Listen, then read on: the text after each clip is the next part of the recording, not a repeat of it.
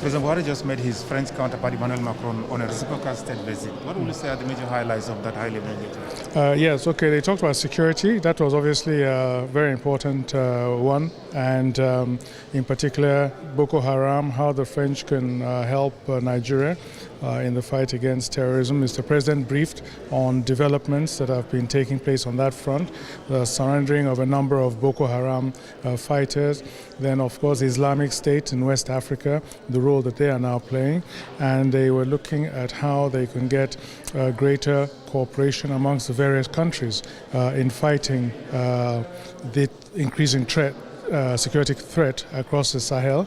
They talked about Libya and the role that the French are now playing. During this meeting, they're going to have a summit on Libya with elections next December, and how it's so important to stabilize the situation in Libya. And of course, Mr. President talked about the impact of the sort of vacuum in Libya on the security situation in Nigeria.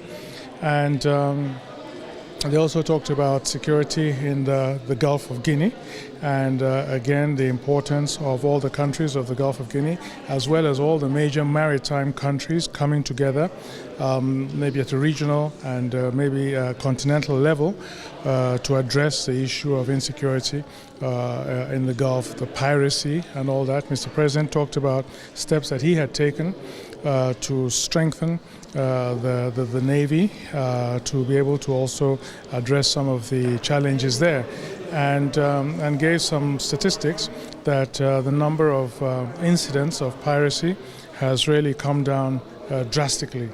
They also talked about intelligence sharing and the importance of a regional intelligence sharing mechanism. Of course, there's one that we have already based in Abuja, the Regional Intelligence Fusion Unit.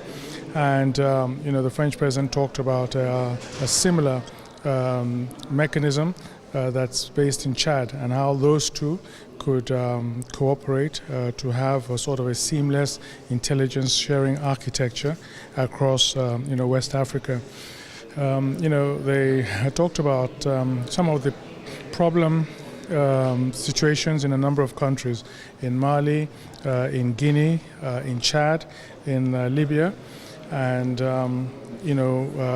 measures that need to be taken. The French president talked about the infusion of mercenaries in Mali, how that is a source of concern to a number of countries, and how this should be addressed very quickly. Otherwise, it's going to spread across the sub-region. Mr. President, our president talked about his preference to work within the framework of ECOWAS, rather than, of course, a lot of countries expect Nigeria to intervene in all the trouble spots. But Mr. President, felt that he prefers to do all the engagement within the framework of ECOWAS. But that clearly the situation in Mali is one of great concern to the countries of the sub-region. And then they also talked about economic integration in West Africa, in particular monetary integration. As you know, a number of the countries were under the French economic zone, and their currencies, the CFR, was tied to the French banking system, supported by the Bank of France, the French reserves. And this is now being loosened as those countries now seek sort of an independent mechanism of their own. But there's a little stress in that between some of the French-speaking countries that want to go immediately to a single currency, and the sort of non-French countries, Francophone countries, that want more convergence and a step-by-step approach. So President Macron, of course, felt that there was a need to maybe go faster, that he's tried to facilitate that with some of the measures they've taken to loosen the French control of those currencies. And, Mr. President, of course, was talking about, the need for convergence and moving forward gradually. So these are really, the issues that were discussed, and in particular also they both appreciated the increase in the volume of trade between Nigeria and France.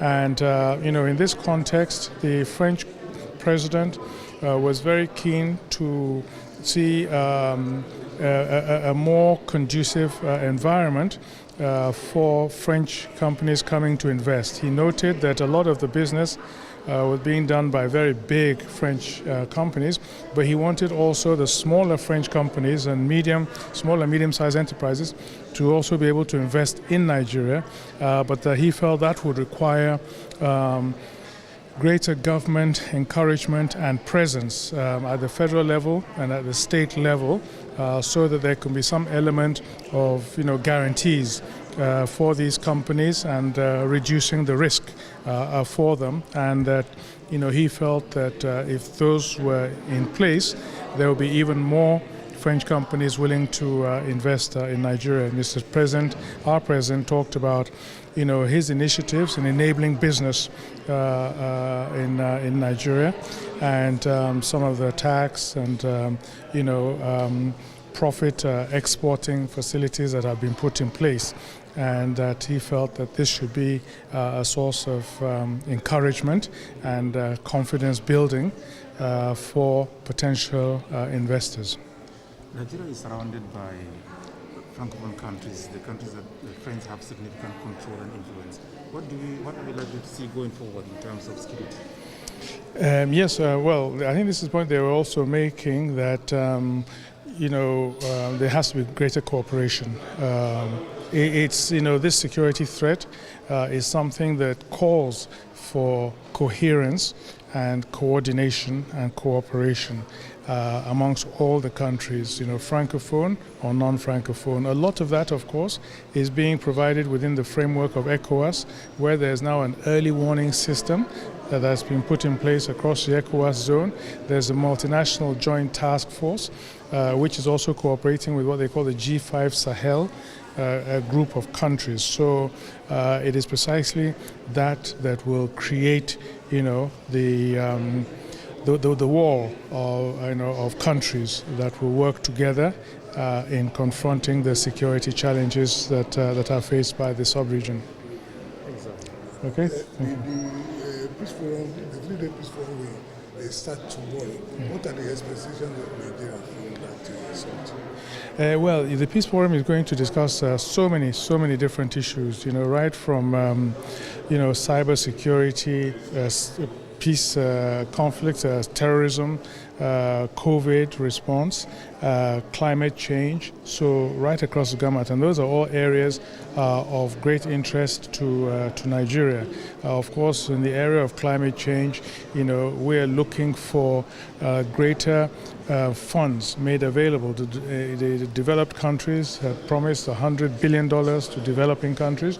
So we also need that. One of the things that we're also pushing for is that they should stop this move towards defunding of gas. So it's going to be a forum in which we can also put that across, and Mr. President is going to put that across very strongly in his statement, and and also call for less vaccine nationalism, and greater vaccines are made available to countries, and for Nigeria to be one of the countries in which assistance should be provided to manufacture vaccines and as I said, support in anti-terrorism actions, and support with renewables, and on cyberspace, greater cooperation in that area.